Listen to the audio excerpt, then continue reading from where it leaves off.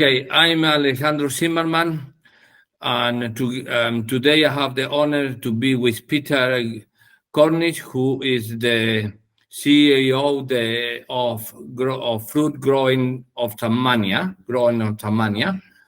and it's an honor, Peter, to be with you today and share with us all the experience of different things that you've been working in Tasmania, especially with the cherries. Thank you, Alejandro. It's a pleasure to be here from Hobart in Tasmania in Australia, and very happy to present at your Cherry Day.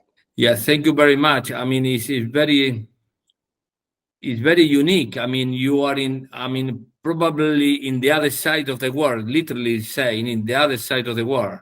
I mean, we are very focusing one to each other. Absolutely. I think there are a lot of comparisons between the Argentinian industry and also the Australian industry, but particularly the Tasmanian industry. And I will certainly talk a lot about the Tasmanian industry.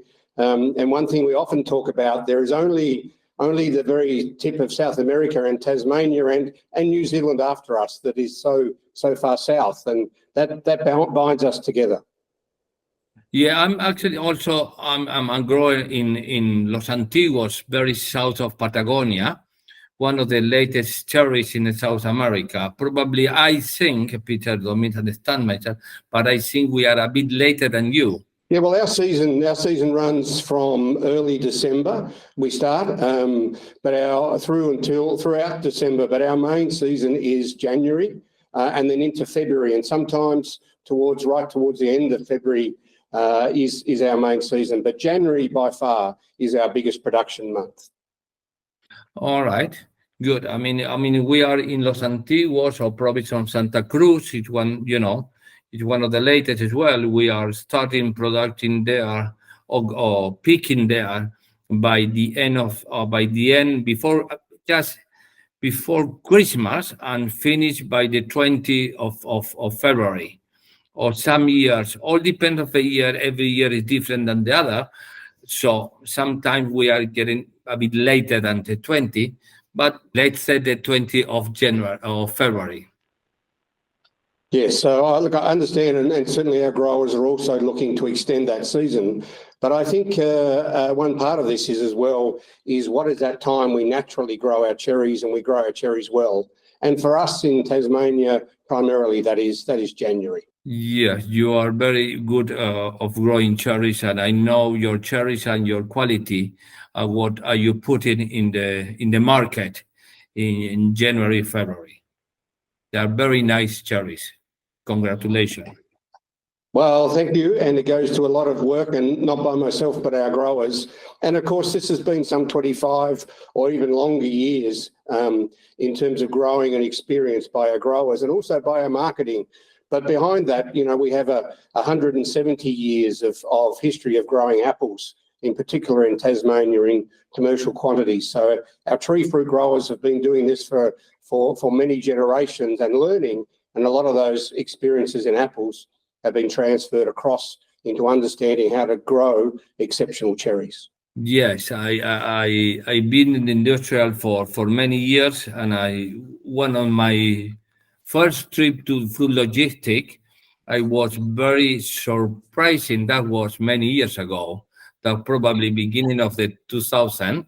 I was very surprising about your cherries. What the product that you put it in those days into the market. And imagine today, I mean, after the 20 years, you probably improve that quality and improve the way of working or the day of growing cherries over there. That is very important for us. And what if you can share with us, what do you do or what do you did to do that? I mean, to make this product so special. Sure, I'm very happy to talk about that. Thank you, Peter. Hello, my name is Peter Cornish. I am the Chief Executive Officer of Fruit Growers Tasmania.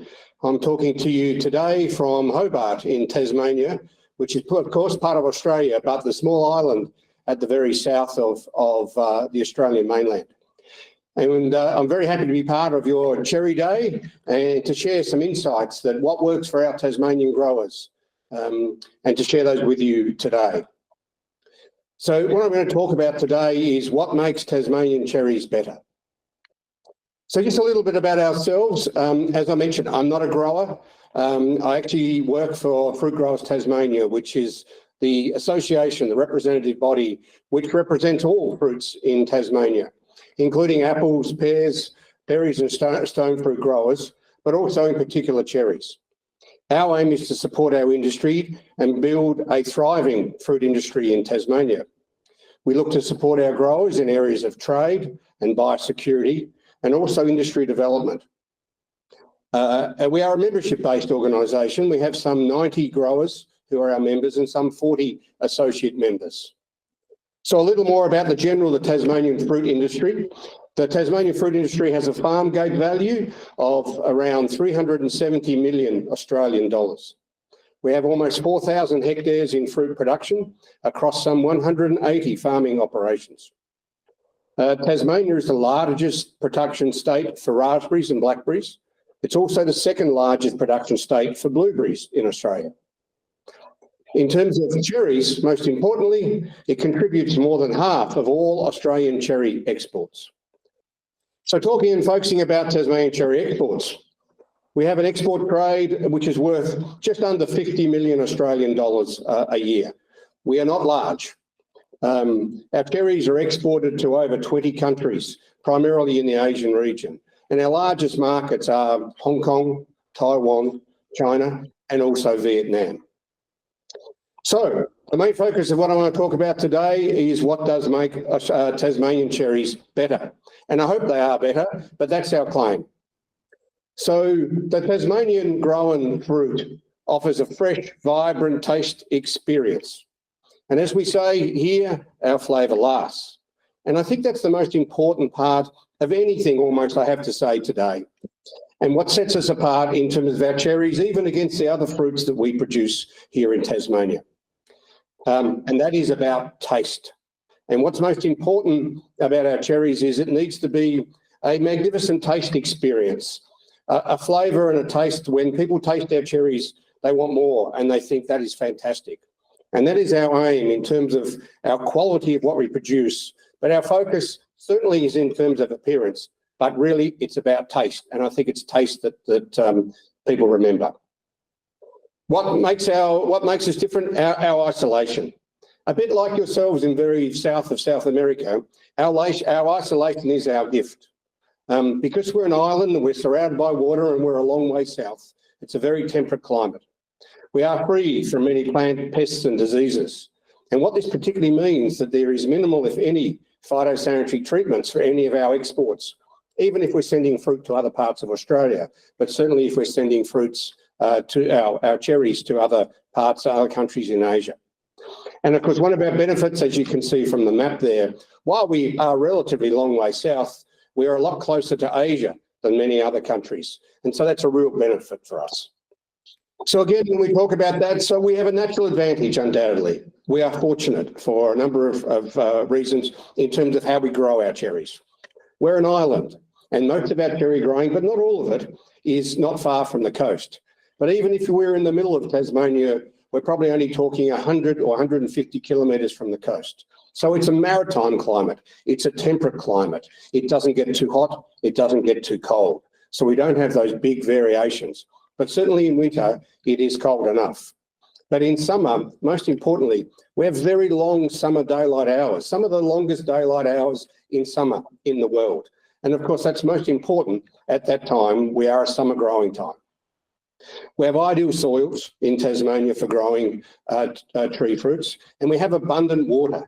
We have abundant clean water. And an important part for us is with a westerly weather system. Once the weather system and the winds and the oceans leave your fair part of the world in South America, the next part that they hit is Tasmania.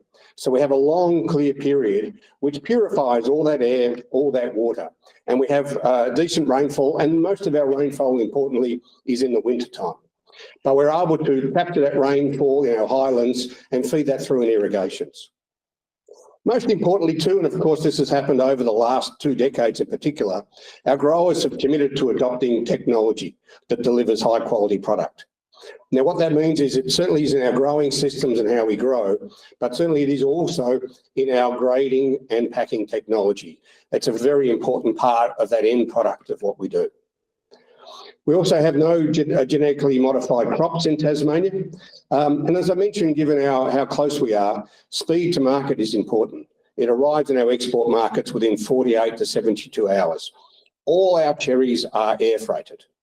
So it's a very important difference in terms of what we do. And it affects how we can harvest and pick our cherries and send them to market. We also have very passionate and committed growers. These growers quite often sometimes have been 5 or 6 generations in terms of tree fruit growers, not necessarily of cherries, which is more recent in the last 20 to 30 years, but certainly in apples going back some 170 years. They are passionate about what they do and they're committed in what they do. I'm sure that's no different to what happens in Argentina. Wherever I go, I certainly find passionate and committed growers. But they are passionate and committed, hopefully, to the right areas. We are small, as I mentioned, and what's important to us is relationships with our trading partners. We are not massive. We do not command relationships. We hope to work with people and build relationships that are enduring year in, year out, and provide faith for both our customer, but also for all the people we work with. Importantly then, because of our isolation and where we're at, and in particular, we do not have Queensland fruit fly. So biosecurity, as I mentioned, is a very important part of what we do. We are a pest-free area for for Queensland fruit fly. That allows us to have access to markets.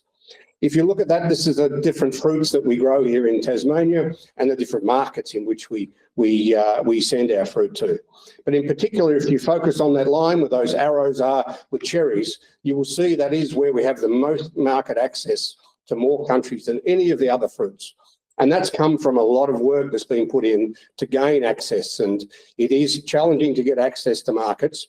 We certainly have a benefit from being a pest-free area.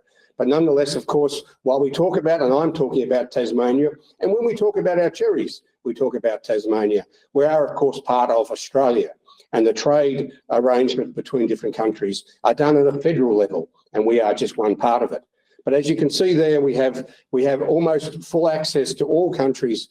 A little glitch in there in terms of Indonesia at the moment, where we still need to irradiate, but we have much better access for cherries to all these markets than we do for any of our other fruits. And I think that's obviously is really important in terms of where we go. This is an example of one of our most important growers and reed fruits. The reed family has been growing apples, as it mentions there, since the 1850s. But what's really important about reed fruits is that what they have learned and committed to growing over all that time in terms of tree fruits. And then where the apple industry is certainly very challenging and probably no more challenging than it is today. But cherries is something that the reed family moved into some 20 or 30 years ago and focused. But they took all those learnings that they had from all that time about using our natural environment, using the benefits that we have to produce an exceptional quality fruit. And that is what really makes the difference. As Tim says there, his business philosophy is there is no substitute for quality. And it's about sustainable management practices that will stay in place, not just for current generations, but also for future generations. And it's really important that it is that they commit to that. And I think that's the main thing about this aspect for quality. What sets our cherries apart, even from our other fruits that we grow here in Tasmania, is quality. And I think that's something that is really important and sets us apart. In taking all the things I've talked about until now, we have great growing conditions, we have a temperate climate, we have great rainfall and hence high quality water. But in the end of the day, it is all about then what we do with that and how we look at that from a quality point of view. I mentioned as well in terms of technology, it's not just about our growing and what we do there. However, there's certainly been a lot more investment as well in terms of rain covers in recent times to ensure there's a reliability And of course, the rain is our greatest fear in the middle of the harvest season. There's been a lot more investment in that technical side in terms of rain covers. There's also been that investment in terms of our grading and sorting and packing systems. In Tasmania, we don't produce a lot of cherries, and I think there's a lot of room for expansion. But what we do is we're very selective about what we send to which markets. So in the end, we might produce about 6,500 tonnes is our latest estimate of what we produce in Tasmania. But we only export about 2,500 tonnes. Now, sometimes those exports go up and down in terms of supply, but also because when we're producing in the Australian market in the period, it is in high demand. So for us, in the Australian industry starts producing in November, goes all the way through until February. And a big focus for our mainland, our northern island, our mainland growers, is particularly into that period in terms of Christmas. For us, we only start in early December in a small way. We don't grow a lot of cherries prior to Christmas, although, of course, that's an important market. For us, our focus is particularly in terms of January and February. And so that issue of quality is where our focus is, and that's what works for us. So it's very important. I think it's a main difference that our growers and our exporters focus on quality in terms of what they export. If they're not able to grow and produce a fruit, it's only that fruit which has the highest quality. And I think that is the key for the Tasmanian industry. We only send some 30% of our product to export. We could probably send 50% or maybe more. But importantly, all our growers commit to only sending the best to our export markets. And because of all these things that I've talked about, is the idea is to send a quality fruit at the right time of year. Now, we're very lucky. We're lucky in terms of a lot of the things that God gave us in terms of our natural environment, but it's what, of course, we do with that makes important. But we're also very fortunate in terms of the Lunar New Year. The Lunar New Year for us is our major market, particularly from an export point of view, but even from a domestic point of view. So having that quality of fruit, a big red fruit that is available at that right time of year, that match with our quality has been the secret to the Tasmanian industry. And particularly from our fruit that gets produced, only in terms of 2,500 tonnes that gets exported, it isn't a lot. So they are thankfully because of their quality, they are in quite high demand. And from that Lunar New Year point of view, it becomes a gift-giving fruit and a present at Lunar New Year. And of course, the more important the relationship at that time, the more important the gift. And so we are very fortunate to be able to provide an exceptional quality of fruit that then gets converted to gifts for those people who really value those relationships. Again, I think that's the key in the end in our international markets. We're not large, but for us, it's about focusing at that quality end. If we export 30%, there's still 70% that we sell at home. It's not to say that's not very high quality. But I think in terms of, even for us, we don't sea freight, we only air freight. We must provide a quality of fruit that when it reaches our customer at the other end, quite frankly, is exceptional. Because our growers ask a very high price for that fruit, and they're in great demand. Because they're fresh, they're within market, within 48, 72 hours. There is no sea freight, there is no storage. We are talking about a perishable fruit. So we aim to provide that exceptional quality with the aim of getting a great price.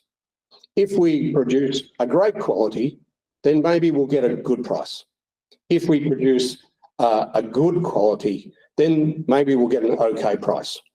But it's expensive to grow fruit and to send fruit and to transport fruit by air. And so we need to be aiming for an exceptional quality that gets a great price. That's the key to our success. Thankfully, that exceptional quality is not just to export market, to its domestic market. It's even in terms of our local market. Myself here, residing in Hobart in Tasmania, I love the time when it comes to January in particular, but also in the lead up to Christmas, of being able to access such exceptional quality fruit and have that locally. Now, some of our fruit is, of course, doesn't always make it well through those pathways, even in air freight. And I think it's very important, the choices that our growers make about the fruit that's in the best quality that goes to the different markets that can stand even air freight, let alone the idea of doing sea freight, which would quite frankly be somewhat frightening to our growers. So I think that is the key part in terms of the difference in terms of cherries to our other fruits and where we sit. So from us, it is really about that we are Tasmanian grown.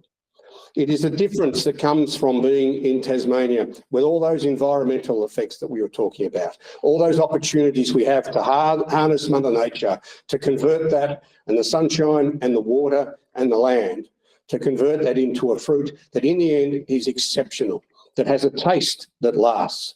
It's an exceptional taste. People often talk about the fact that people eat with their eyes. I agree to a point. People start eating with their eyes, but they finish eating with their mouth, and it's that taste that really matters.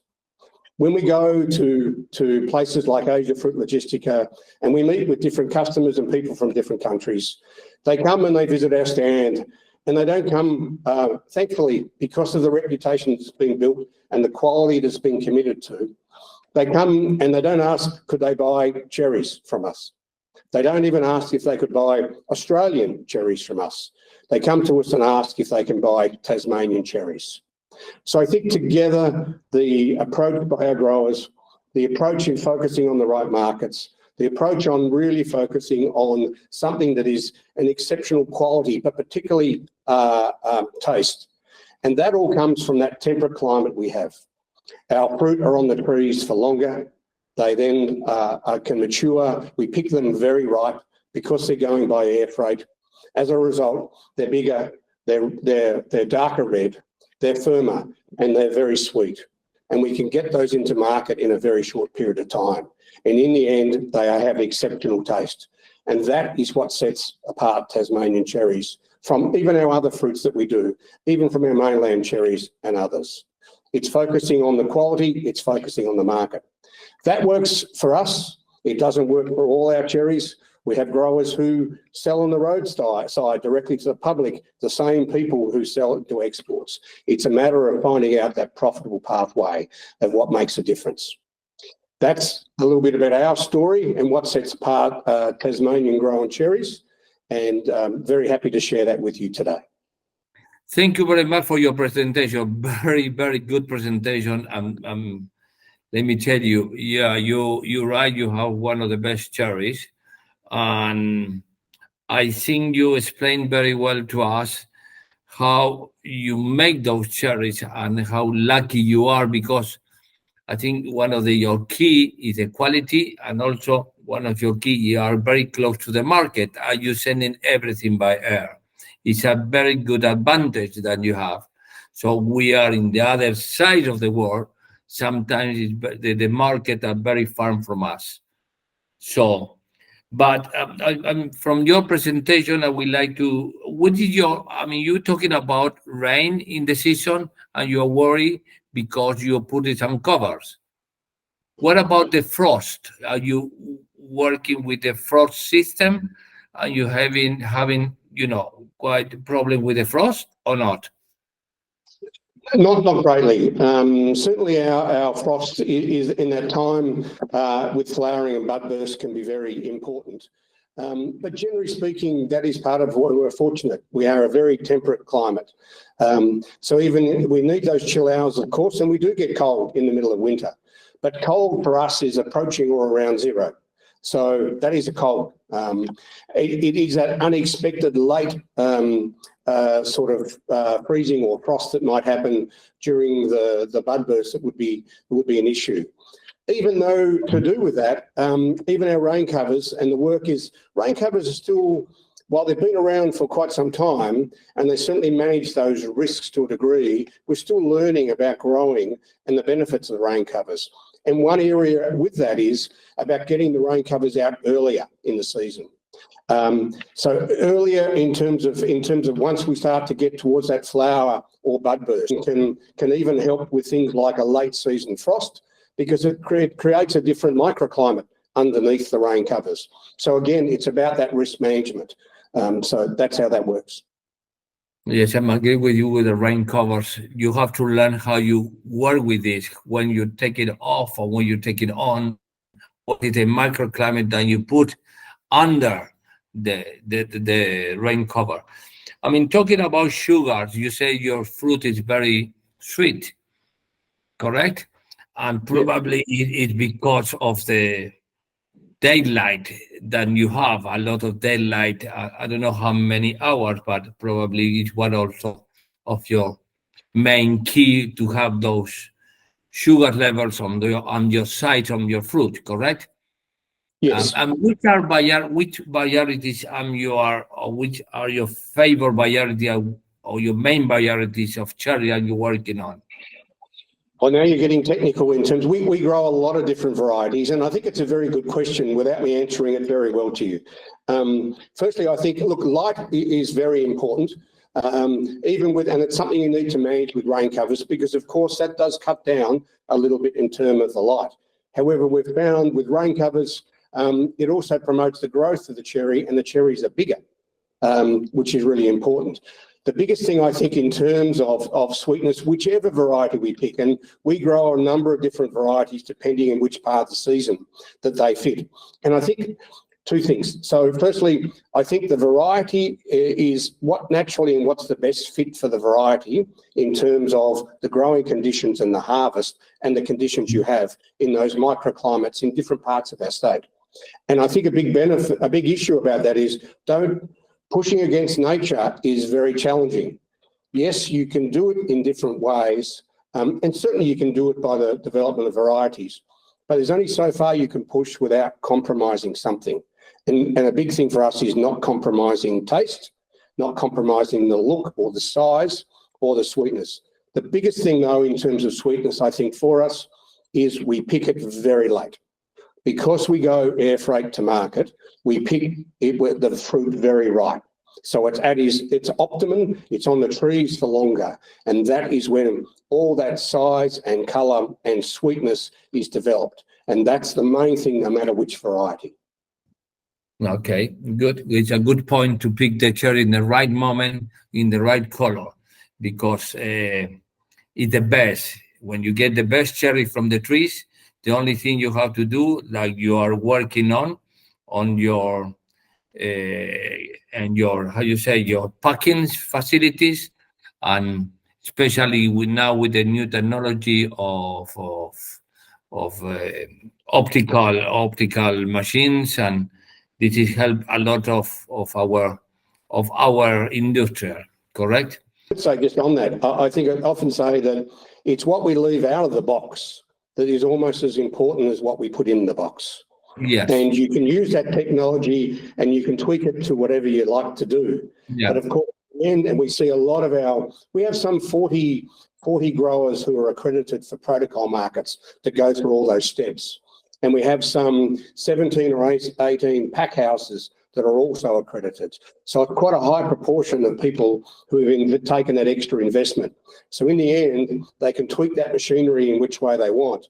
But if we allow poorer quality cherries to get in the box, that will affect the whole quality. And really, we're only undermining all our other efforts. Yes, that was my other question was how many, I mean, you're talking also very much point on quality. Quality. That's what we are trying to do in Argentina as well. Make quality fruit to the market, quality fruit for air freight, and quality fruit for sea freight. And the quality fruit, I mean, it doesn't matter which packing house or packing facility that you have, if you don't have quality in the fields or in the fields, and this is what make you special. I mean, when you pick up the cherry, which flavor, and everything. I mean, you were talking about 50% of your production will go to export, and the other 50% go to the internal market. Is that correct? Well, we used to think that until we worked out how much production we had, which was more. So look, for Australian cherries, more than half of all the Australian cherry exports come from Tasmania. from Tasmanian production last year, about 30% of our cherries are exported. But of course, much of our what we grow as well gets sent to the big cities in Melbourne or Sydney or Brisbane and these other parts as well. So at the moment, it's around about a third that we export, and the rest stays inside Australia. And a very important part of it, I think about that quality. One, for us, quality is certainly about size, no different. We can grow big cherries, and we can grow those big cherries, 32, 34, even 36 millimetre. But I guess it's that quality in terms of a quality cherry is one, we could be very good quality straight off the tree, but isn't quality enough to go through that supply chain. And so I think that's really important for our growers. As I mentioned, we have growers who export, who also sell directly to the public. And I think it's picking the right market for your fruit that makes a difference and sets our growers apart. If it's not going to stand that supply chain, don't send it. Sell it locally. And even our locals value that. But also our people in Melbourne and Sydney also value that. And we can get it to there, but going those extra steps to get into Asia, just maybe that's not quite the quality to stand up to that.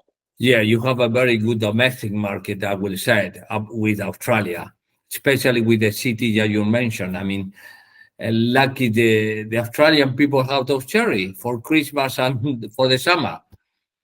Correct, but it is interesting, and I guess as you said about those markets, we are closer to those Asian markets, and Lunar New Year undoubtedly is our biggest market.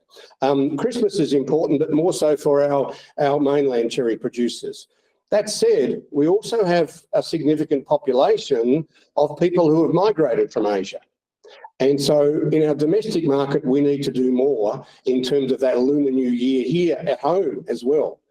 And I guess that would be something that I would, not knowing your markets and not knowing them well, if you want to be in that quality end, it means air freight. So your markets need to be somewhat closer, that you can manage the cost of air freight.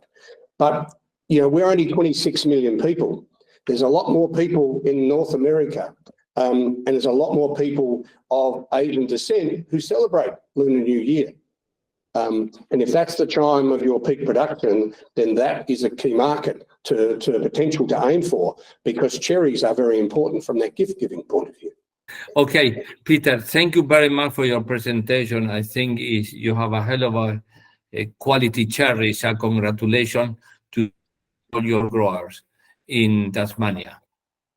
Well done. Thank you, Alejandro. Well, it takes a lot of work, and of course it's the growers, not us. But what we do, and as you can see behind me, we talk about Tasmanian growing, and we've developed a website to talk about Tasmanian growing. And Australian cherries, they're Tasmanian cherries. It looks at all our other fruit. And I think that regional marketing is very important. And our role in particular is to tell our story, be there in front of the market, lift that understanding and be in front of our customers to talk about Tasmanian fruit. And undoubtedly, the best of the best for us is our Tasmanian cherries. But that's part of our role, to lift that profile of our cherries worldwide. Yes, you do, and you're doing very well.